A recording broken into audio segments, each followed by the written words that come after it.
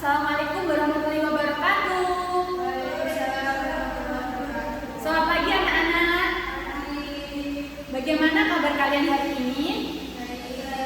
Alhamdulillah, semoga kita selalu diberi kesehatan dan perlindungan meskipun dalam masa pandemi seperti ini ya.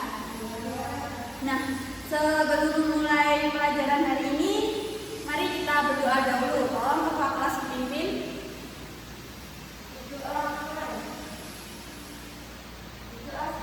Alhamdulillah. Nah, hari ini kita absen dulu ya.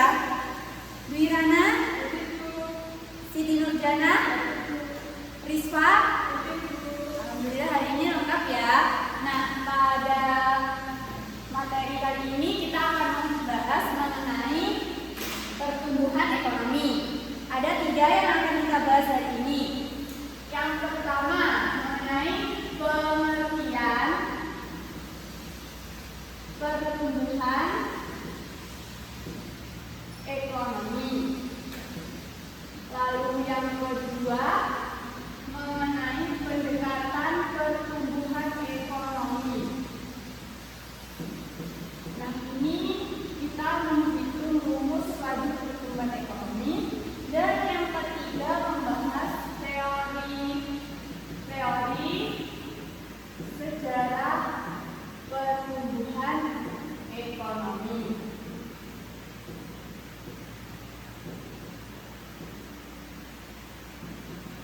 Nah, tujuan pembelajaran kita hari ini yang pertama diharapkan siswa mengerti apa sebenarnya definisi pertumbuhan ekonomi. Dan yang kedua untuk menghitung pendekatan pertumbuhan ekonomi dalam satuan persen. Dan yang ketiga mengetahui teori-teori sejarah pertumbuhan ekonomi. Nah, itu ada 3 yaitu teori klasik, teori historis, dan teori baru.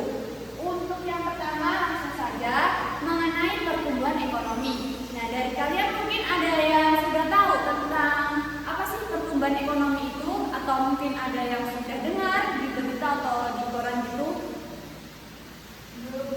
Nah, jadi langsung saya jelaskan saja.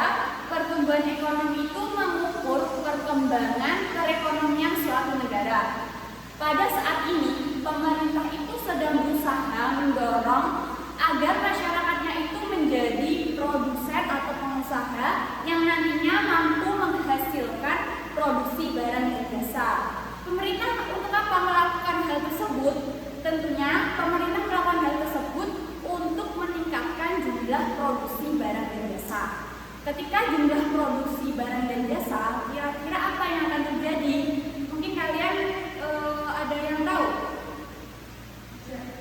Nah, jadi ketika produksi barang dan jasa itu meningkat, otomatis pertumbuhan ekonomi itu juga akan meningkat. Jadi dapat disimpulkan dari hal tersebut, pengertian pertumbuhan ekonomi itu adalah peningkatan kegiatan perekonomian masyarakat yang mampu menghasilkan peningkatan produksi barang dan jasa. Atau bisa dikatakan juga pengertian pertumbuhan ekonomi itu adalah kondisi suatu negara secara terus-menerus untuk menuju keadaan yang lebih baik atau lebih meningkat daripada periode sebelumnya. Jadi seperti itu mengenai pengertian pertumbuhan ekonomi. Sudah paham anak-anak? Langsung ke yang kedua mengenai pertumbuhan ekonomi dalam arti rumus. Nah, rumusnya itu R sama dengan PDB. Yang sebelumnya sudah dijelaskan mengenai PDB.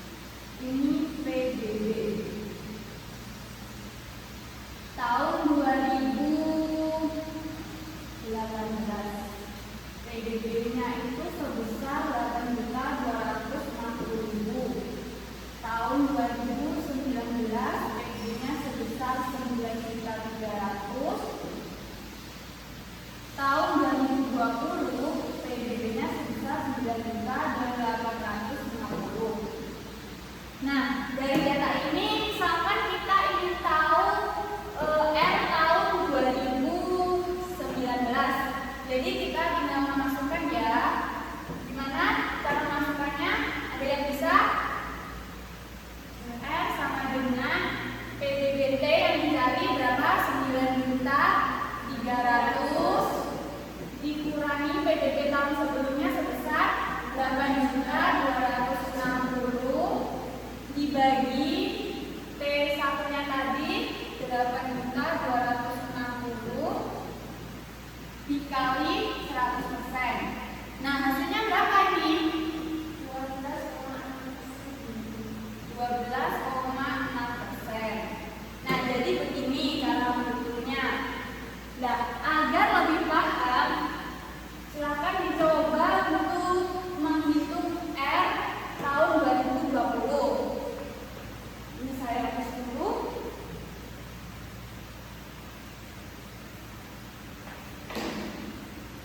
R tahun 2020. Caranya gimana? Ada yang bisa mengerjakan? Ya, silakan. R 2020 berapa? R 2020 sama dengan PDB 11.450 dikurangi PDB T1 sebesar 11. Tadi berapa? Tahun 2020 PDBT-nya 9.850 dikurangi T misalnya 9.300 ya, lalu dibagi PDB T1 berapa? 9.300 lalu dikali 100% ya, dikali 100%. Nah, hasilnya berapa? 5,9%. 5,9%. Nah, bagus Mbak Siti Nurjana, sangat tepat jawabannya. Berarti dari sini kalian sudah paham ya? Nah, alhamdulillah karena dari sini sudah paham. Lanjut lagi langsung ke materi yang ketiga. Ini sudah dicatat kan? Sudah. Langsung ke materi ketiga. Nah, di materi yang ketiga ini kita akan membahas tentang teori sejarah pertumbuhan ekonomi. Tadi ada apa saja? Yang pertama ada teori apa tadi? Teori klasik. Nah, teori klasik. Nah, pada teori klasik ini ada 3 tokoh sejarah. Yang pertama ada Adam Smith. Yang kedua ada David Ricardo. Yang ketiga ada Thomas Robert Malthus. Nah, untuk yang pertama Adam Smith, dalam teori klasik Adam Smith itu mengatakan bahwa pertambahan penduduk itu mampu meningkatkan pertumbuhan ekonomi suatu negara. Nah, maksudnya apa? Adam Smith mengatakan seperti itu. Nah, ketika pertambahan penduduk itu meningkat, otomatis jumlah tenaga kerja itu juga akan ikut meningkat, sehingga tenaga kerja yang meningkat tersebut mampu membantu proses produksi barang dan jasa. Nah, ketika proses produksi barang dan jasa itu meningkat, apa yang terjadi? Nah, yang terjadi adalah pertumbuhan ekonomi suatu negara itu juga ikut meningkat. Nah, jadi ini kalau pemikirannya ada seperti itu. Namun si David Ricardo itu memiliki pendapat yang berbeda. David Ricardo ini mengatakan bahwa ketika pertambahan penduduk itu terjadi, maka jumlah tenaga kerja itu semakin banyak. Nah, dengan semakin banyaknya tenaga kerja, maka perusahaan itu akan memberi upah yang lebih rendah. Kenapa seperti itu? Karena penawaran tenaga kerja itu semakin tinggi, sehingga perusahaan tidak susah-susah untuk mencari tenaga kerja. Perusahaan akhirnya memberi upah yang lebih rendah kepada tenaga kerja. Nah, apa yang terjadi ketika upah tenaga kerja itu rendah? Ada yang bisa jawab? Nah, ketika upah tenaga kerja itu semakin rendah, otomatis tenaga kerja itu hanya tidak mampu memenuhi kebutuhan yang lainnya, sehingga pada saat itu kegiatan ekonomi menjadi terhambat. Jadi si David ini tidak setuju dengan teorinya Adam Smith. Nah, yang terakhir mengenai tokoh Thomas Robert Malthus ini, beliau mengatakan bahwa ketika terjadi pertambahan penduduk, otomatis jumlah stok pangan itu semakin sedikit. Karena apa? Karena ketika pertambahan penduduk itu meningkat, itu jumlahnya pangannya itu semakin sedikit karena pertambahan penduduk itu 2 kali lebih cepat daripada pertambahan pangan. Nah, jadi inti dari teori klasik ini mengenai pertambahan penduduk. Kesimpulannya apa tadi? Jadi Adam Smith, David Ricardo, dan Thomas Robert ini mempunyai pendapat yang berbeda. Si David dan Thomas ini menolak pendapat oleh Adam Smith, di mana Adam Smith mengatakan bahwa pertambahan penduduk mampu meningkatkan pertumbuhan ekonomi, namun ditolak oleh David dan Thomas, di mana mereka berdua itu mengatakan bahwa dengan pertambahan penduduk maka akan menjadikan pemerintah itu pertumbuhan ekonominya itu stagnan, kayak seperti berhenti gitu pertumbuhan ekonominya. Seperti itu tidak malah meningkatkan pertumbuhan ekonomi. Jadi intinya seperti itu dalam teori klasik. Nah, anak-anak yang tadi sudah paham ya tentang teori klasik? Sudah dicatat juga? Nah, lalu yang kedua,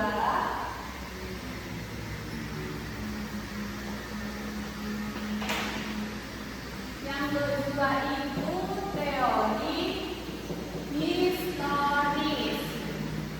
Nah, teori historis ini ada 5 tokoh sejarah yang mengembangkan teori ini. Yang pertama, Frederick List. Lalu yang kedua, Bruno.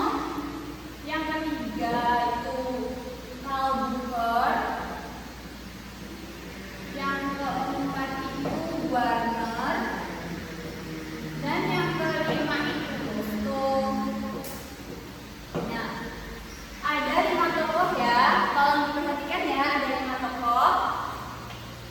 Yang pertama Frederick List, di mana Frederick List itu mengatakan bahwa pertumbuhan ekonomi itu dilihat dari praktek produksi yang digunakan oleh masyarakat sebagai sumber kehidupan.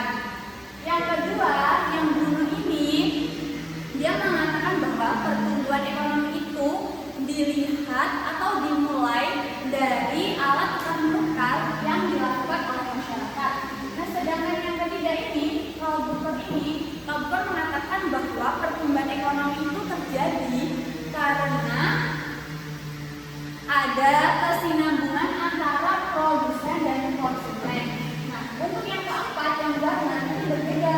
Warner ini melihat bahwa pertumbuhan ekonomi itu terjadi karena masyarakat mempunyai susunan organisasi dan ideologi suatu masyarakat. Lalu yang kelima itu Bosto. Ada yang tahu pendapatnya Bosto dalam teori historis? Belum ya? Belum tahu ya? Nah, Bosto ini dia itu mempunyai pendapat bahwa dalam pertumbuhan ekonomi itu dibagi menjadi 5 tahapan. Nah, ini tadi sudah ditulis ya, siapa saja tokohnya, dan kalian paham ya isinya? Ya, saya lanjutkan ke teori yang terakhir tadi. Teori apa? Teori baru. Nah, yang ketiga teori baru.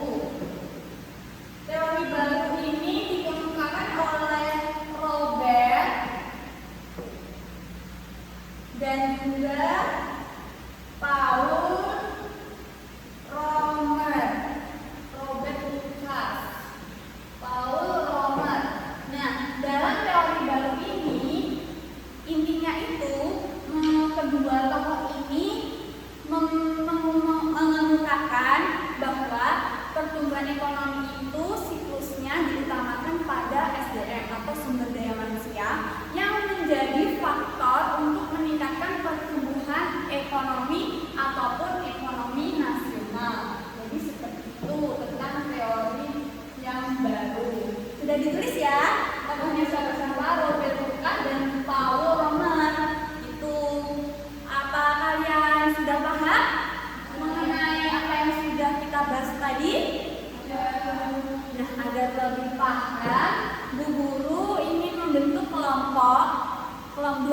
saja, sebelah kiri dan sebelah kanan. Nah, yang sebelah sini silahkan mengelompok dulu. Nah, yang sebelah sini juga mengelompok. Nah, untuk pertanyaan yang kelompok 1, tadi kan saya sudah menjelaskan mengenai teori historis oleh Rostow. Nah, Rostow itu kan membagi pertumbuhan ekonomi itu menjadi 5 tahapan. Nah, silahkan kalian diskusikan dengan kelompok kalian 5 tahapan itu apa saja, silahkan disebutkan. Dan untuk yang kelompok 2 sebelah sini mengenai teori historis juga, tapi yang Kalbacher tadi menghubungkan pertumbuhan ekonomi dengan produsen dan konsumen. Nah, itu tolong disebutkan apa saja maksudnya. Silahkan kalian berdiskusi dahulu. Nanti kalau sudah selesai, tinggal bilang sudah Bu, seperti itu ya. Ya, silahkan kelompok 1. Yang itu di kata-kata yang pertama adalah nominal, kemudian yang kedua adalah sisi, ketiga kandas, keempat konsumsi makanan, dan yang terakhir konsumsi individu. Oh ya, seperti itu. Bagaimana menurut kelompok 2? Apakah sudah benar jawaban dari kelompok 1? Benar. Ya, lanjut kelompok 2 sudah ya? Ya. Silahkan dibaca diskusinya.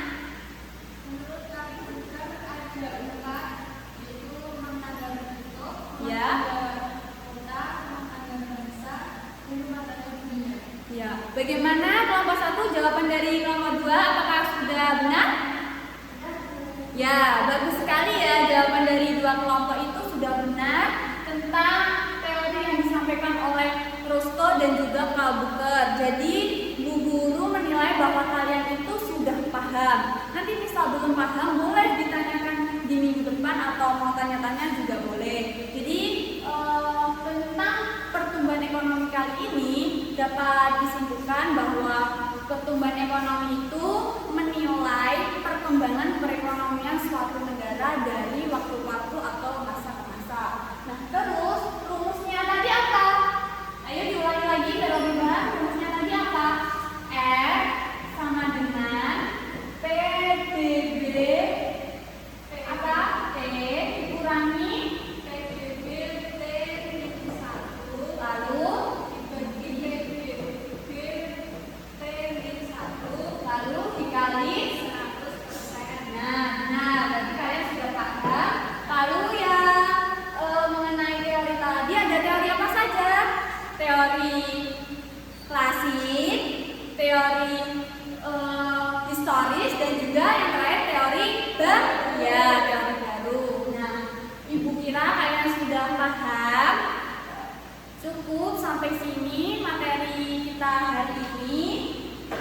Semoga kita selalu diberi kesehatan dan tetap semangat untuk menjalani pembelajaran meskipun dari rumah. Jangan lupa